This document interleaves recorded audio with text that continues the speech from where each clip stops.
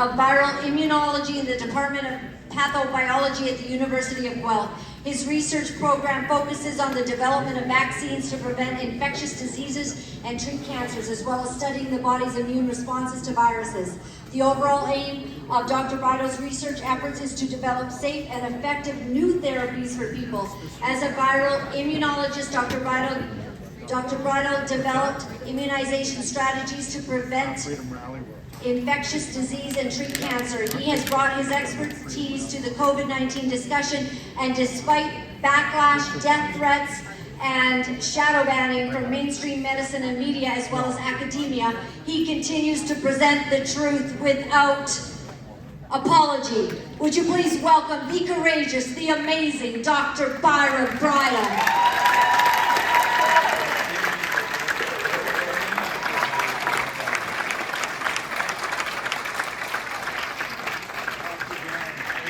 It's really great to be here. So, I've come to love trucks. And I put a picture of myself actually up here. When I originally put it in, I had it in the driver's seat, but actually there's so many people looking to take me down, I thought, no, I better move it because they're going to say I don't have my trucker's license and they're going to catch me on that.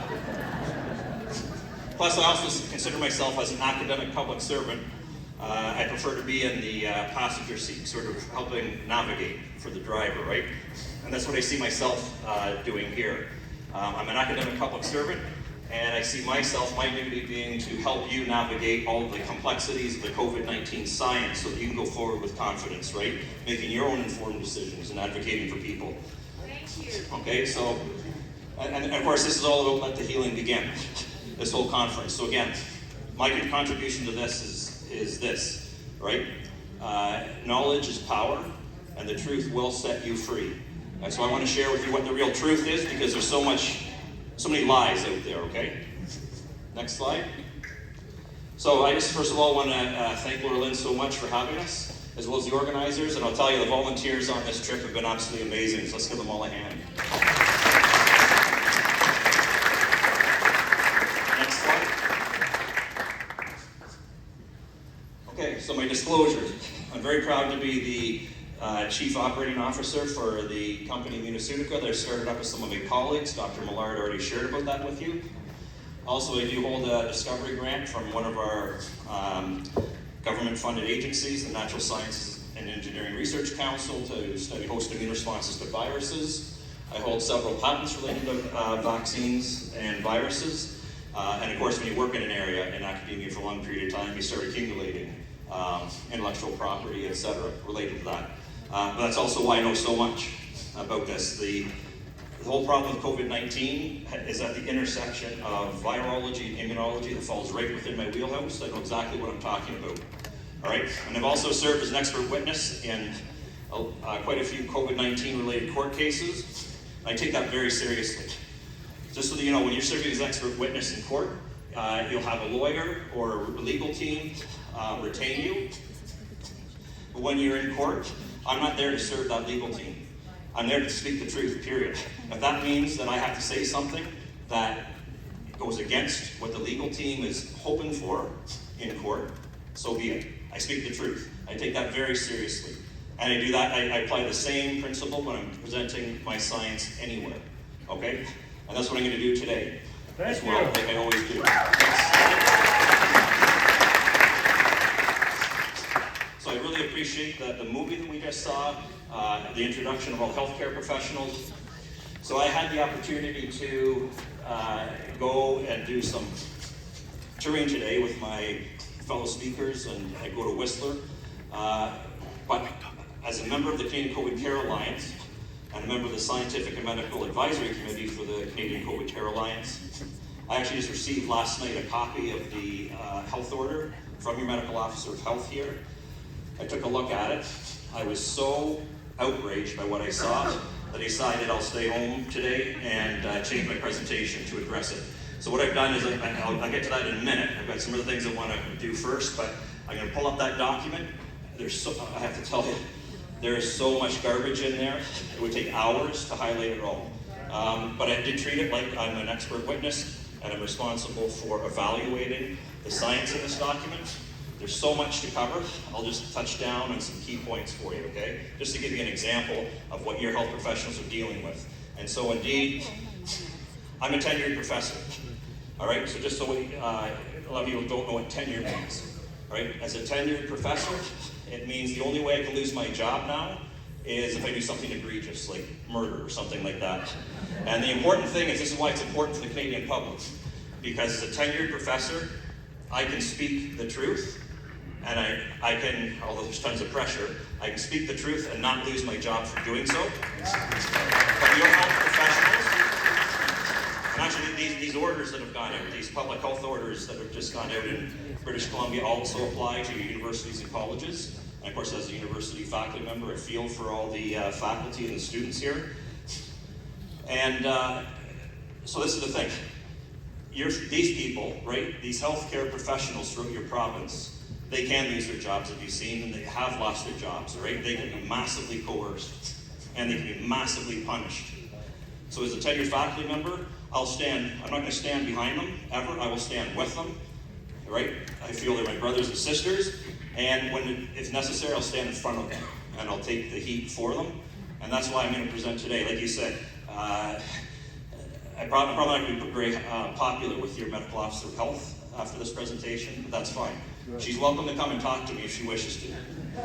Okay, next.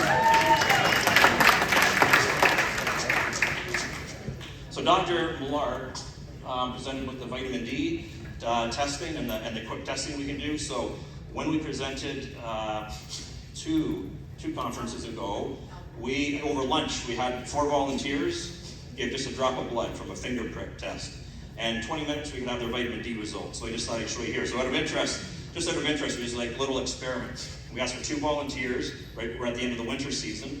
We asked for 2 volunteers who do not do any supplementation with vitamin D, and 2 volunteers, and both of them happened to be taking 10,000 international units of vitamin D each day. And it was very obvious which ones were which. So just so that you know, based on our research, the optimal concentration in your blood of vitamin D should be between 50 and 100. So the people who are supplementing well were well within that ideal range, and those that weren't, as you can see, were well below. If we were promoting this kind of information to Canadians, right, across this country, and it's not just vitamin D, and this is the thing, I've seen crazy, misinformation experts and fact checkers say vitamin D, well, I mean, Patty Hadju, our Federal Minister of Health, declared vitamin D remarkably to be fake science. It's unbelievable. But if we instead have been promoting the importance of vitamins and minerals and other supplements in the optimal function of the immune system, right? We're not trying to supercharge the immune system like some misinformation spreaders or misinformation experts accuse us of.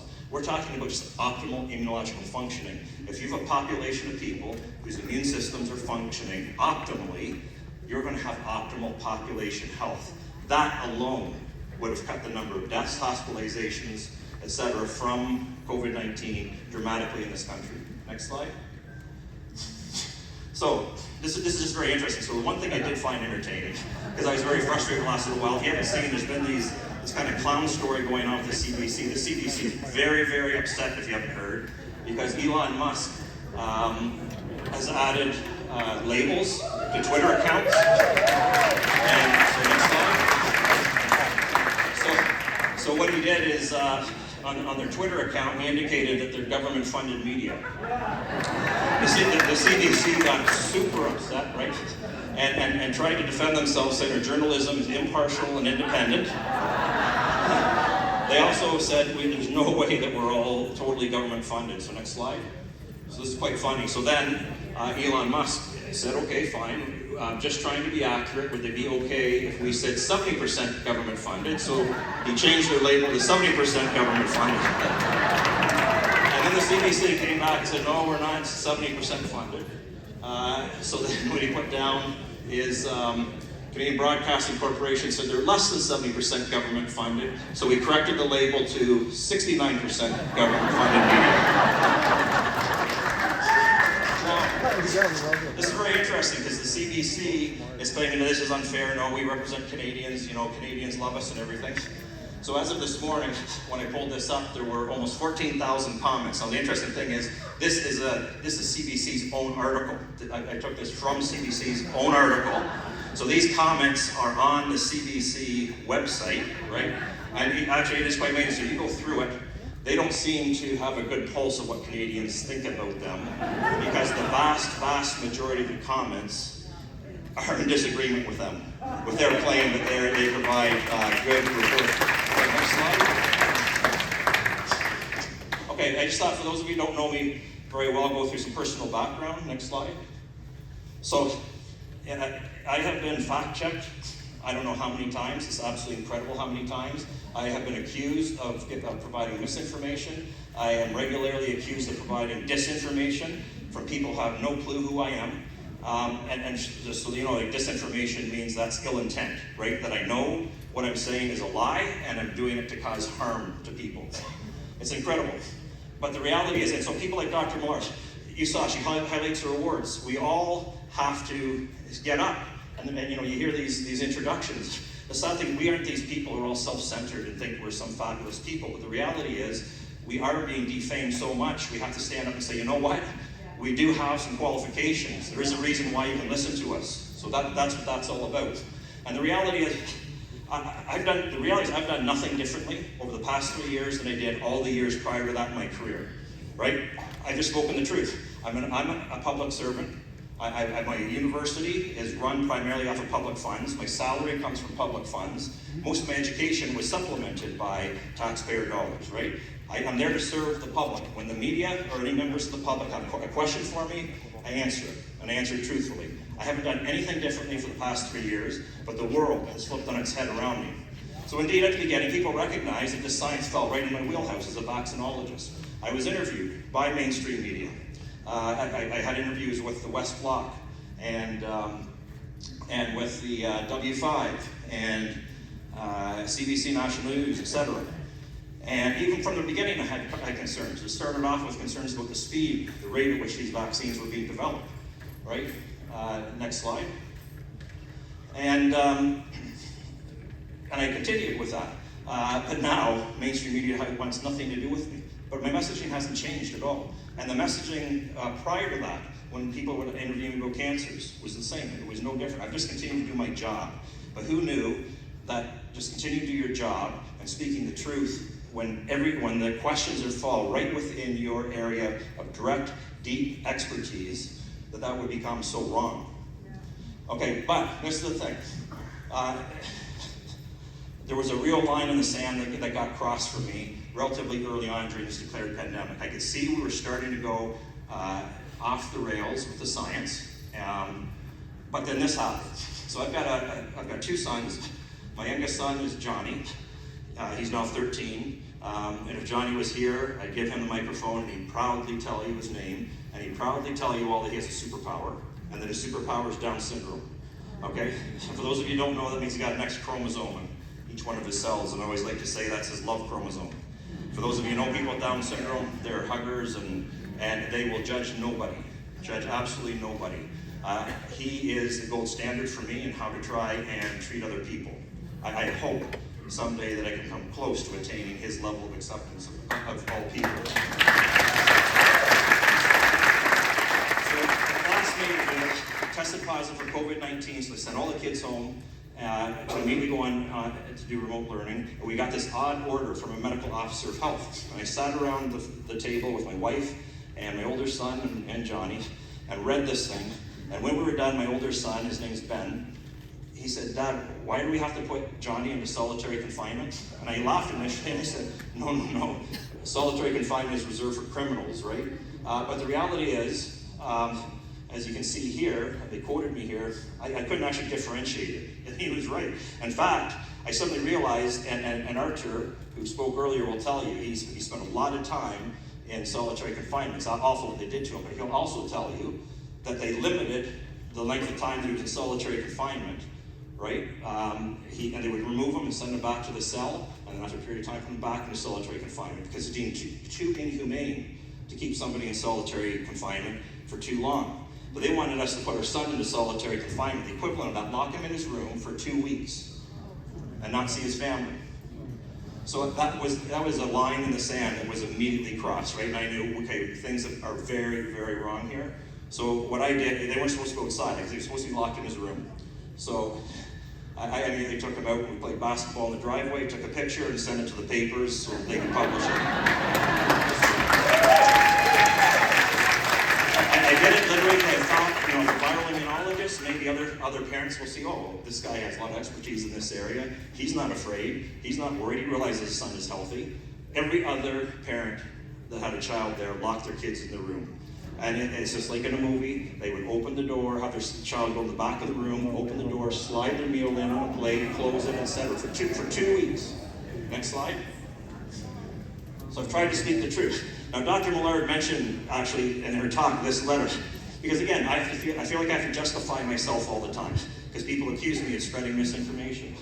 So we wrote an open letter, as you can see here, to all Canadians. And here you can see Dr. Millard, right here. Also supported this, and we sent this to all over Canada, the federal government, our provincial government, Health Canada, Public Health Agency of Canada, etc. It ended up going around the world. And next slide. I just want to show you, because in here, at the same time, that misinformation experts across Canada were telling everybody, and the Canadian government was telling everybody, that there's no evidence that these vaccines could possibly cause any harm. We had written this letter at the exact same time saying that consideration should be given to avoiding the use of the AstraZeneca vaccine because it was being investigated at that time in 10 European countries for possible links to blood clots.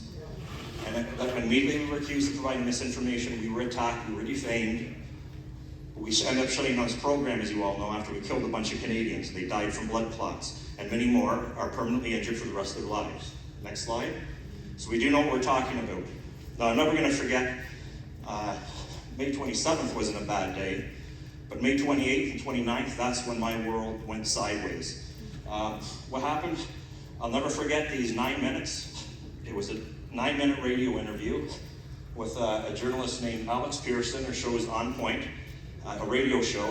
She did nothing wrong at all. She asked me one simple question. She said in this radio interview, she asked me, do you think that there might be a link between the Pfizer mRNA vaccine and cases of myocarditis that are being observed in young males in Israel? And my answer was yes. And the few minutes that I had, right before I got cut off, I tried sharing why I thought that might be the case. And I had seen a lot of science. And when you're a real expert, so I saw a lot of science to back this up. For the average scientist who doesn't have deep expertise in this area, it didn't look like a lot of science. But when you're an expert, you can find concerning patterns, right? You can discern patterns from limited amounts of data, and you can see where that science is going to lead, right? Potentially. So my answer was yes. I thought there was potential for it to be linked to myocarditis. I also shared, I found data that had been submitted to the Japanese government showing that this vaccine technology that got distributed throughout the whole body, a lot of people misinterpreted that. They said, I'm coming up with this crazy, fake science. They misinterpreted all this stuff. People didn't seem to understand. My colleagues did not understand. I was not surprised by the fact that these lipid nanoparticles were going all throughout the body. For anybody who's followed the field, like for the many, many, many years leading up to this, people have been developing this technology, and it's always distributed throughout the body. Like, to me, that was just common sense. Like, this is how this technology was designed to work, right? And I can show you 10 years of literature showing this. What was interesting, though, is we were being told publicly that wasn't the case, that these were behaving like the traditional vaccines that Dr. Millard talked to you about. So the real shocker to me was not that this stuff was being distributed throughout the body. I had been told publicly by our public health officials that this didn't happen. And so I assumed there must have been some proprietary tweaking of the formulation that made it behave like a traditional vaccine technology and kept it at the injection site. So what I saw, the reason why I was so shocked is because we were being lied to publicly. And I couldn't believe it. I realized at that moment, I can't believe anything that these people are saying. Yeah. And then I also highlighted that because we're starting to understand the disease, like how the COVID-19 worked, that most of the damage caused by the virus was actually mediated by the spike protein. So now we have this potentially toxic protein with multiple mechanisms of potential harm being spread throughout the whole body and being expressed on cells throughout the body. And from that point onwards, my life was made a living hell. So at that point, it became a living hell, and it hasn't changed ever since. I'm constantly attacked. constantly maligned, constantly being name-called, constantly being accused. I'm still not allowed, after a year and a half, to go back. I haven't been able to go into my lab or my office for a year and a half, more than a year and a half, and growing. It's been crazy. So lots of people all of a sudden hated me simply because I spoke the truth. It was very shocking to me. I do want to say something here, because I'm going to start talking about what's going on here in BC, and the person who signed this document is Dr. Bonnie Henry. So I want to point out, I know when I mention names, I want to point something out. There's a lot of people hate me.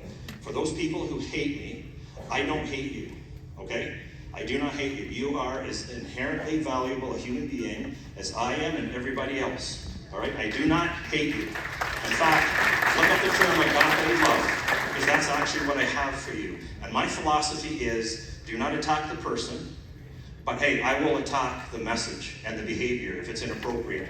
For all of you health professionals and government officials that are hating all the speakers here and all the people, all these health professionals, etc., you need to learn what my kids have learned. And what my wife and I have told my kids is they will always be loved, but we will not always love their behavior. And when they're disciplined, it's because of the behavior, okay? And that's how I deal with it. And then this crazy thing happened where I got invited with a couple of others by our federal member of parliament, Derek Sloan, to go to the parliament buildings in Ottawa. And he held a parliamentary press conference on the censorship of scientists and physicians across Canada. And I spoke there. It was the most bizarre experience, because this is the same place where, Justin Trudeau and all the other government officials would give their talks. And if you're ever there when they're doing that, it's a huge room and it's absolutely packed out with cameras. So we walked in. First of all, it was interesting because the security guards there tried to shut the event down. And then we walked into this room, got escorted into this room. It was completely empty. Completely empty except for one camera at the back, which was a CPAC camera, which by law has to record every parliamentary press conference that's held. That was the only camera there, well, it was allowed to be there. There was a second camera that showed up, and that was Rebel News. And they got kicked out. They got kicked out, so right after giving this talk, I went out to the backyard of the parliament buildings, which is sad, and I gave them an interview. And but what happened is this was about censorship in Canada. This is scary, folks, right? This was the deal with censorship. About 2 minutes into my talk, I started talking about the biodistribution, systemic biodistribution of these vaccines, which is now all well-accepted science, by the way. Everything that I said was so controversial is now all well-accepted, right? It's been proven to be true over and over. But when I started talking about biodistribution, this was being live-streamed through YouTube, and as soon as I started talking about the biodistribution, the stream got shut down. So remarkably, it is the first CPAC video, the first parliamentary press conference in history that was censored. And isn't that ironic, because it was a parliamentary press conference about censorship. But what's also interesting is once the full CPAC video got uploaded to YouTube, by the time they took it down, it was deemed to be inappropriate content, by the time it was taken down, it had shattered by far every record, any previous record set by a CPAC video. Not that they're the most entertaining videos, mind you. Next slide. Okay. So when I was listening to Dr. Millard speak at the last couple of events that we were at, it dawned on me, right? There's something very interesting. If you listen to what she's saying, right? She's saying we need a worldwide moratorium, and I agree 100%. On this fast tracking of mRNA vaccine technologies for animals, and so we understand the potential implications to not only to animal health but human health, right? She mentioned some of the potential issues.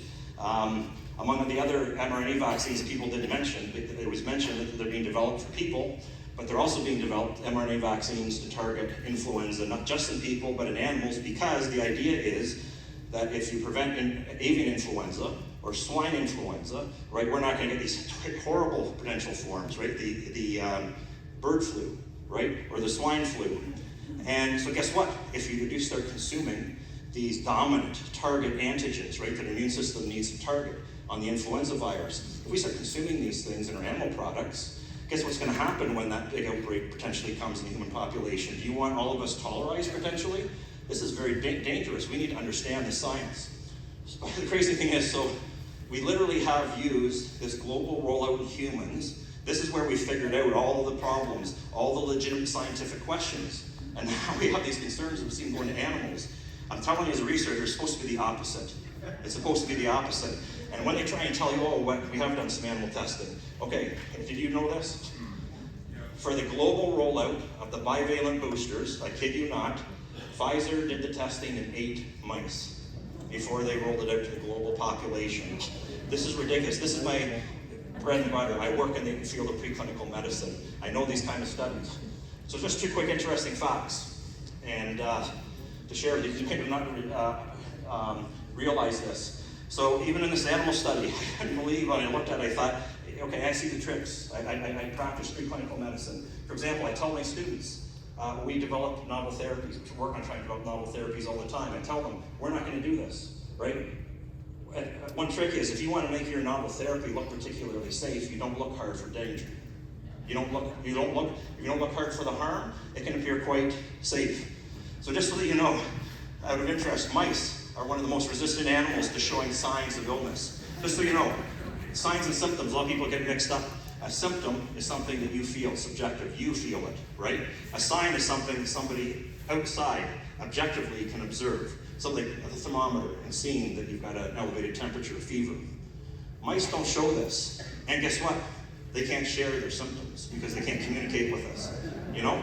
And people, remember, these are prey species, right? So if there's an eagle up on a tree, and you've got 2 mice that come out at the same time, and one is scurrying along at warp speed, and the other one is clear signs of illness lumbering along, that's going to be the target. So they don't show these signs of illness, so they can look very healthy, right? The other thing, interestingly, is a lot of people don't realize this, they use a particular strain of mice that has an extreme immunological bias towards producing lots of antibodies. They're often, in fact, inappropriate antibodies for intracellular pathogens like viruses. Normally when we mount an immune response against viruses, they're low magnitude antibody responses. But these mice are genetically programmed to mount very high antibody responses. And for some reason, everybody's been focusing on antibody responses. The higher, the better. So this strain was literally picked to generate maximal antibody responses. Next slide. Okay, now this is what I want to get into. I couldn't believe this. Oh, first of all, before I get into the order that came from Dr. Bonnie Henry, I just learned about this just before coming here. In fact, I learned about it from the Honorable Brian Peckford.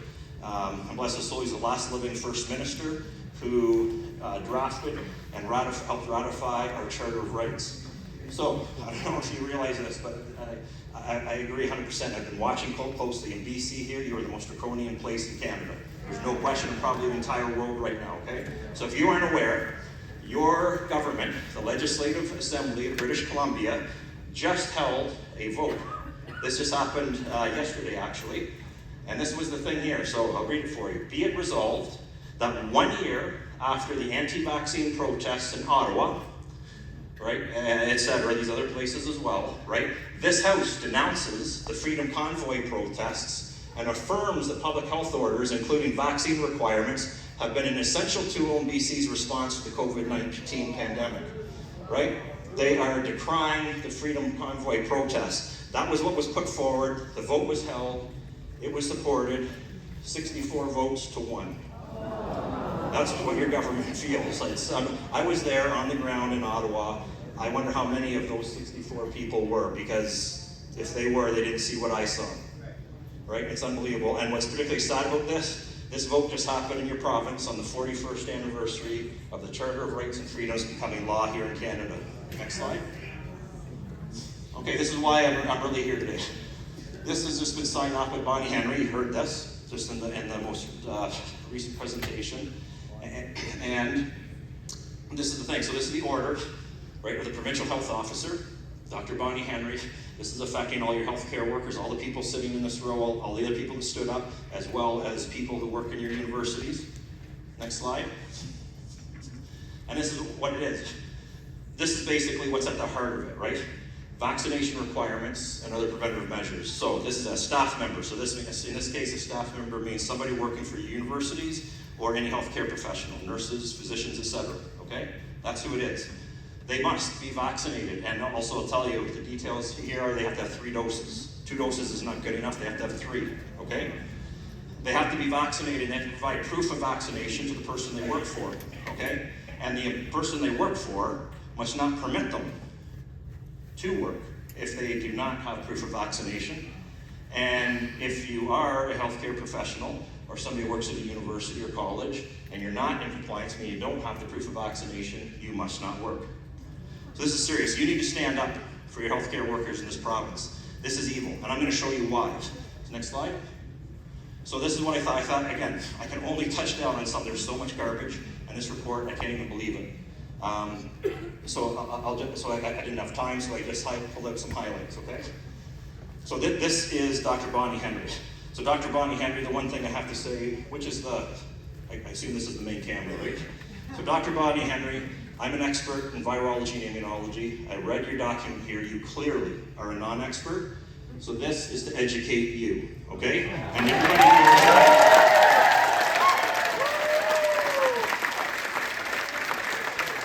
So it starts off with a lot of fear-mongering here. Right, in view of the history of mutation of SARS coronavirus 2, right, and the uncertainty which exists about its future behavior. There's uncertainty, right? Will this virus continue to mutate? Dr. Bonnie Henry, yes. All viruses do. And we can never predict how they're going to mutate. So this applies to every single virus, but this is the first time that you impose these kind of measures in healthcare professionals for a virus that we know is going to mutate in unpredictable ways. There's also continued reasonable risk of an unexpected occurrence of a new variant, which could potentially cause serious disease among the population. Dr. Bonnie Henry, I can't prove this definitively, but your policy here is probably the number one reason why we have the greatest risk of future variants causing disease. Because, this is just common sense, these COVID-19 vaccines are what we call leaky. They come nowhere close to providing the immunity, right, the protection that Dr. Bonnie Millard already taught you all about. And this is the thing, I can't prove it, but this is the principle, well accepted scientific principle.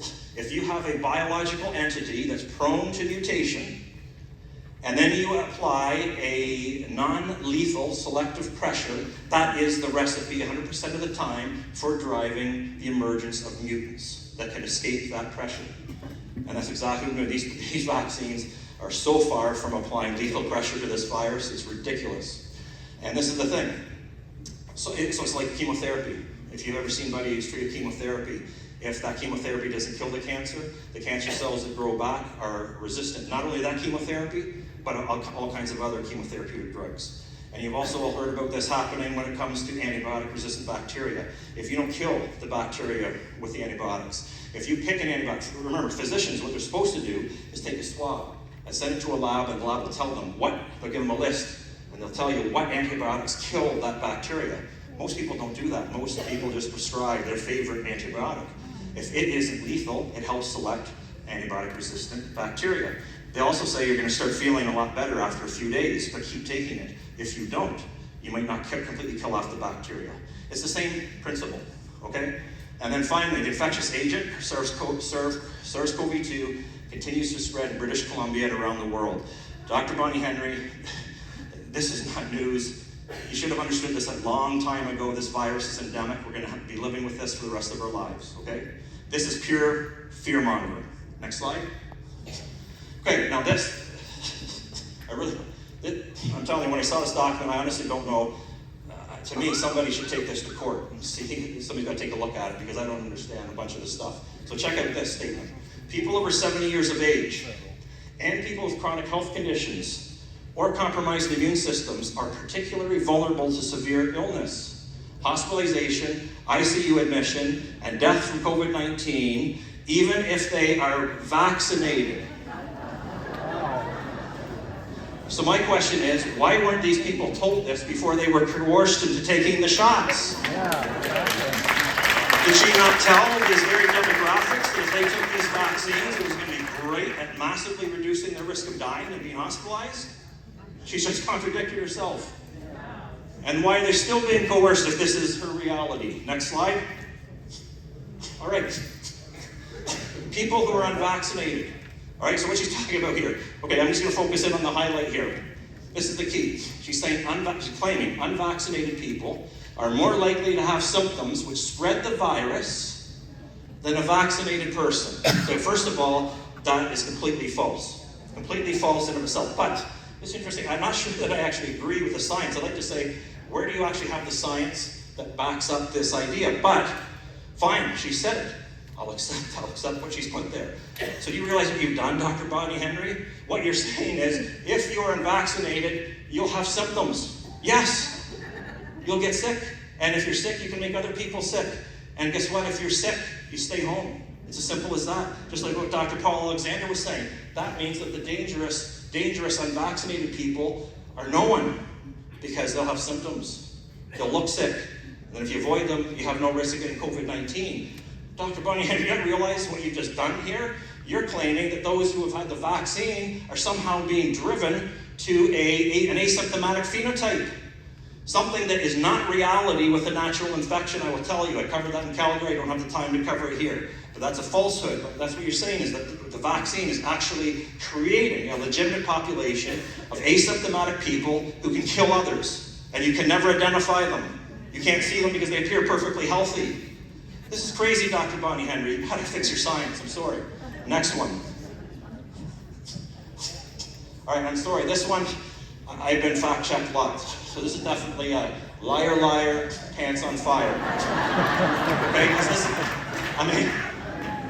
I didn't realize this until I came to British Columbia, because I honestly have never heard this term before applied to the COVID vaccines. But apparently in British Columbia, guess what? They're safe and highly effective. So that's about the first time I've ever heard that, right? Where's the science, Dr. Henry, I would say, for that. Now this. The vaccines available in British Columbia provide protection against infection. That's like what Dr. Lahr was saying. So I don't even feel like I even have to show the science here. How many people know? I'm amazed that Dr. Bonnie Henry does not know this, because the vast majority of health professionals across the entire world don't even dispute this anymore. Do the vaccines prevent? They protect against infection? No, they weren't designed for that. It's unbelievable. Dr. Bonnie Henry, you must be one of the only people on the planet who hasn't caught up with this science. Seriously. Right? And they're highly, okay. This is where, honestly, I had to shut down my common sense because I got so confused. And you will too. I'm going to bring back the comment that I showed on an earlier slide. I'm serious. You have to read this. This is what your medical officer of health has put out. This is why your health professionals can't work. Okay? Look at this. These vaccines they have in British Columbia provide protection against not only infection, but of course all the stuff we've been hearing about as well.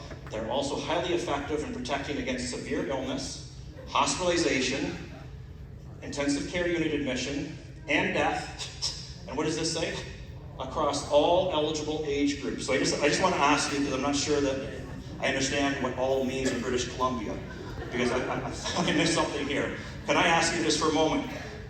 If it's all eligible groups, are people over 70 years of age in British Columbia authorized to get these vaccines? You're saying yes, okay. So I'm really getting confused. All right, are people with chronic health conditions in British Columbia authorized to get these vaccines? Okay, I'm doubly confused. Are people who have compromised immune systems allowed to get these vaccines? So it seems like they are in the all eligible age groups, which is what I thought. But she just told these people who are all in these eligible age groups, the vaccines fail miserably in protecting them against, what does it say here?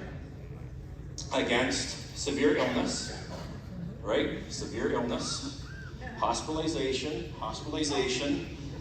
ICU admission, and death. So, do you see the confusion here? Which is the correct statement, Dr. Bonnie Henry? You have to pick which one is correct. Either they protect against all these things in all age groups, or they don't protect at all in some of these age groups. It can't be both. But it's interesting, she has this in different parts. I think she expects, on the one hand, she's telling the healthcare professionals, here's the fear-mongering. The vaccines do not provide protection against any of these things in the highly vulnerable. And as a result, that's why you have to take the shot to protect these people. But you people who are highly susceptible, you better take these vaccines, because if you do, you're going to be completely protected. I'm serious, right? This is your medical officer of health. that wrote this. I'm serious. You see, I am in court all the time. I'm very comfortable in court. A lot of expert witnesses are not. And I've seen a lot of expert witnesses on the other side are not. You can see it in their eyes. They're so nervous. I'm comfortable because I don't care what anybody asks me. I don't have to think about anything I've said in the past. I just speak the truth.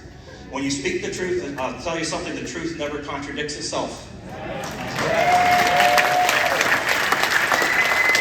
So, Dr. Bonnie Henry, I've got advice for you. Before you publish a document that is so draconian, make sure you do your proofreading so that you have ensured that you have remembered the lie you put earlier so you don't contradict it later in the document. Next slide. Okay. Unvaccinated people in close contact with other people promotes the transmission of the virus to a greater extent than vaccinated people in the same situations, right? This is not true. So this is what I just want to point out very quickly. I don't have time to get into this, but it's as simple as this. Sick people make other people sick. Okay? Dr. Bonnie Henry is as simple as that, period. And the key thing is here, again, Dr. Bonnie Henry, I am happy to show you the science at any point. And I've got tons of it, and I covered it in Calgary. Watch my presentation there, but the reality is asymptomatic transmission is a fallacy, and it's based on fatally flawed science due to the misuse of PCR testing. And I can tell you precisely why that is. Therefore, the focus should be on who has evidence of immunity.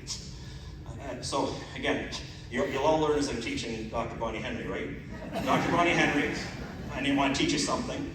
The purpose of administering a vaccine is to try to induce an immune response against SARS coronavirus 2. That's news. And that is literally news across the entire world. It's sad. Next slide. Okay, I call this the Dear Dr. Henry part. And again, because it is laughable, but that's what I mean. If it wasn't real, if it wasn't for healthcare workers losing their jobs because of this, it would be funny. But instead, it is brutally sad. Okay, so Dr. Bonnie Henry, the immune system worked in 2020, 2021, 2022, and still does in 2023. All right? Also, SARS-CoV-2 is now endemic. We got to learn to live with it, okay? The immune system does work. We have had, just so you understand this, Dr. Bonnie Henry, right? We have had a lot of highly contagious variants of SARS-CoV-2 that are not particularly dangerous circulating for quite a long time. Plus, we talk about healthcare workers that were on the front line working with sick people. I would be surprised if there are any healthcare workers in this entire province who have not been exposed to this virus, and naturally acquired immunity is real. Okay? So again, Dr. Bonnie Henry, the purpose of a vaccine is to induce an immune response. And guess what? The gold standard for any vaccine, what you're trying to achieve, and I develop vaccines, what you try and achieve is the equivalent of natural immunity. That's the gold standard. You can't get any better than that. But they told us during this declared pandemic that natural immunity was never as good as what the vaccines could induce. Next slide. So, dear Dr. Henry, you have to understand that the principle at play here is not about certifying that needles went into people's shoulders. If you actually want to promote the health of the population, it's about inducing immune responses that ideally are as protective as possible. Next slide. So, let me teach you about the variability of immune responses and the concept of non-responders. This is no different than what Dr. Millard was talking about when she was talking about how people there's a variability and susceptibility to disease, from not getting disease at all to getting very sick. The same thing applies to vaccines. Next. All right, so I just thought I'd pull this up. Just an example, Hepatitis B Foundation. This will teach you what it's all about. People, we're genetically diverse. We have different immunological histories. So when vaccines are given to a large population, the response to those vaccines follows a classic bell-shaped curve. Some people will mount very robust immune responses, some people moderate, some people very low. Guess what? Some people will be non-responders. They won't respond at all. They'll mount no immune response whatsoever. Dr. Bonnie Henry, you need to understand the concept of non-responders to vaccines. It happens. For example, hepatitis B, 5 to 15% of persons may not respond. They'll have no protection. So, next slide. This is what you have to learn here. Okay, so here it is. Guess what? This is, I know it seems like rocket science, but if you really focus, it's not. Vaccine non-responders. If your immune system has not responded to the vaccine, This is going to change the world. If you don't have an immune response against a virus, you are at risk for being infected. Did you know that if you have no immune response against a virus and you're unprotected, you're susceptible to infection? Next slide. Actually, go back just one, because I use hepatitis B as an example. This applies to all vaccines, any vaccine. It's just common sense. If you haven't responded to the vaccine and you have no immunity against a pathogen, you are going to remain susceptible to the pathogen. It applies to SARS-CoV as well. Next. All right, so let me teach you about naturally acquired immunity as a real thing, and we'll go through this quickly. Next. I just want to say, like Dr. Paul Alexander, he wrote this beautiful article. It was published by the Brownstone Institute, where he summarized all kinds of stuff about natural immunity. I was asked to serve as an expert witness in a court case. I independently did the same type of thing, went through all of the literature myself. I found 108 published peer-reviewed papers. What I did is two things. This is for you, Dr. Bonnie Henry, because I read your document, and you have no understanding of natural immunity and that it actually exists. And you have no science whatsoever, 0 references in your document. Let me show you 108. I'm literally just going to flash through it.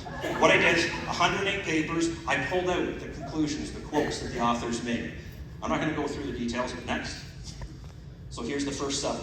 And you see, I got the reference. This is for your records, and more importantly, Dr. Bonnie Henry, this is for your records, so you can go through them, okay? Here's what the authors concluded. Here's the reference number. Next. Now up to 19, next. 29, next. 37, next. 47, next. 55, next. 62, next. 75, next. 85, next. 92, next. 104, we're almost there. Next. 108. It seems quite overwhelming, doesn't it? I can tell Dr. Bonnie Henry you're feeling quite overwhelmed by the amount of misinformation here. And that's the whole point. We have an overwhelming amount of scientific evidence that says that naturally acquired immunity against SARS-CoV-2 is superior to the immune responses that might be induced by the COVID-19 shots. It's superior in every way, shape, and form. Next. And these are the references, so you can look up and you can see that 100% of these, I don't have one preprint article, I don't have it. 100% of these are peer-reviewed articles published in good scientific journals, okay? Next. All right, so this is amazing. Even the Public Health Agency of Canada disagrees with you, Dr. Bonnie Henry. This is amazing. This is their own document, right? So this is their own document. And I've given you the references here. Everything's referenced, okay? Look at this. Look at the title. Protective, this is what the report's called. Protective immunity post-COVID-19 infection. After infection. Our Public Health Agency of Canada. What did they conclude? Documented cases of confirmed reinfection of COVID-19 are rare. Natural immunity works. Immunity following an infection arises from both B-cell and T-cell responses. I want to point out, everybody's been focused on these shots on antibody responses, which come from the B-cells. I'll tell you right now, you want T-cell responses. Natural immunity gives you both. Memory B-cell and T-cell activity was elevated and expanded beyond 6 months post-infection, as long as they looked. And guess what? Which may be better measures of long-term protective immunity than what is the only data you've seen from these shots? Circulating antibodies. Even the Public Health Agency of Canada tells you natural immunity is a real thing, and it's awesome. Next. All right, so I just want to finish up with some real data for you to look at, Dr. Henry. So, again, there's tons, and I'm not happy to share it all at some point in the future, but this is the key. I just took one example. This graph looks almost identical for the Moderna vaccine. This is the Pfizer vaccine. What this is the cumulative cases of COVID-19, the incidence, over time, right? In other words, how durable is the protection conferred by the vaccine, which is in red, and people who were naturally infected, recovered from natural infection. Look at this. Nowhere near the incidence of those that were vaccinated. And like I said, I showed you 108 documents, and guess what? Those 108 documents aren't lying. The immunity conferred by a natural infection is superior in every way, shape, and form. But it's not being recognized by your medical officer of health. Next. And I'll show you here again, because this is very recent data. All right, and again, in every case, I give you the reference. And Laura Lynn's welcome to share this with all of you. So these are sets of graphs, and they look complicated. I just want you to kind of visually look at one thing, and that is the green line in every case. Here, you'll notice the green line is the highest. The green line is the highest. The green line is the highest. Same here. Green line highest. Green line highest. Green line highest. All the other lines are different combinations of vaccines, mixing and matching. Okay? All the different combinations you get. And the point is, up here, this is the protection conferred against infection. Now this is the interesting thing. Here the science does recognize this. Infection versus disease. See, they've recognized the difference. You can be infected, and guess what? Here in Canada, in British Columbia, if you have a positive PCR test, you're told you're COVID positive. COVID is the disease. The D in COVID is disease. All right? Just because you're infected doesn't mean you have a disease. You have to have a physician. You have to have signs and symptoms. You actually have to be sick to have a disease. They recognize that. So, infection. Guess what's superior to protect against infection? Whether it's the older variants or the newer ones. Naturally acquired immunity. Now let's look. Disease. Which one is most protective against disease? Naturally acquired immunity.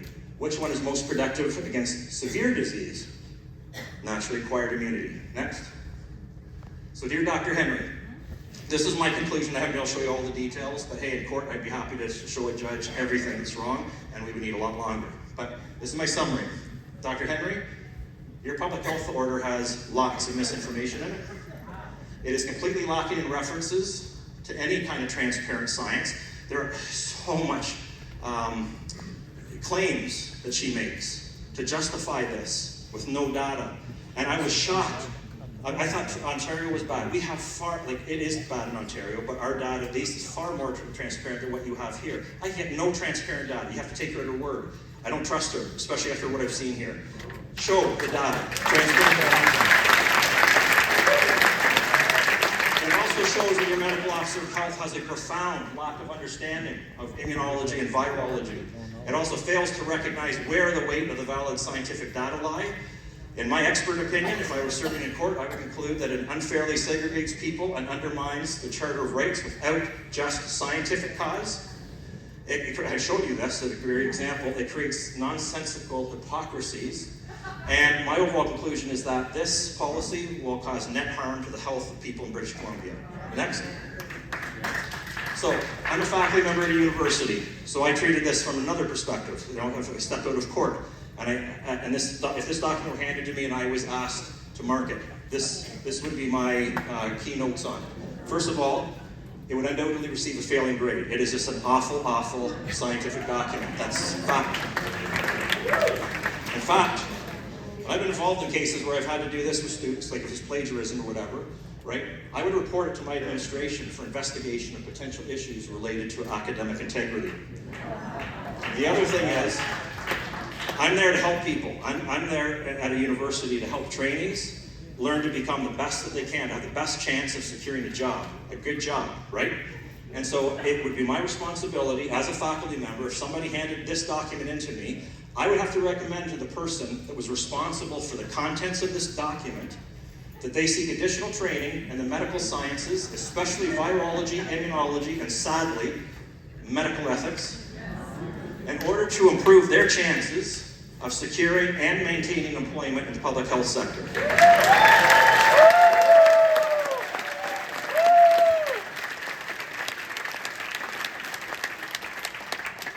Okay, so I just want to put this into perspective for you, Dr. Henry. We've talked about a lot of different things here, so let's just boil it down to a couple simple questions here.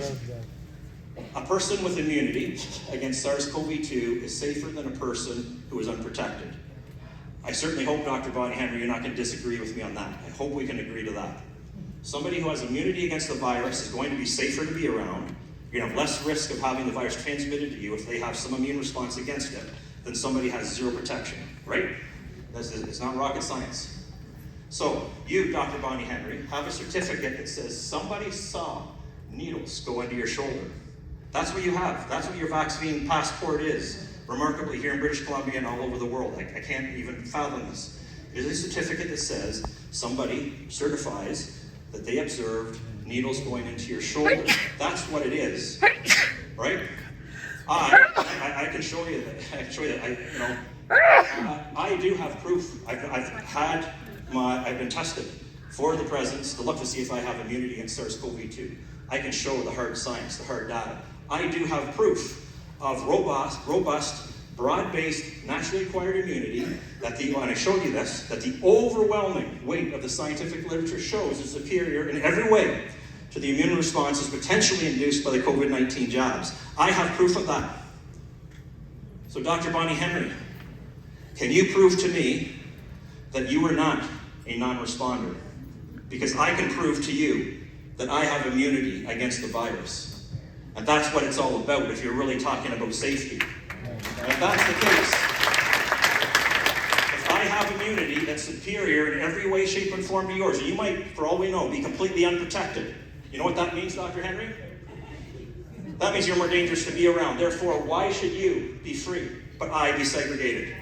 And most importantly, on behalf of the health professionals that are here and across your province, this is most important. Why, Dr. Henry, should you be free, but your fellow professionals be segregated? Right? I would argue that many of them are likely safer to be around than you because they have superior, naturally acquired immunity. You got to fix up, Dr. Bonnie Henry, the way you are dealing with public health in your province. Okay? So if you want to follow any of the science, I do write Substack articles, take out a free subscription. And again, Dr. Millard told you where you can find us at Immunoceutica. Thank you very much for your time.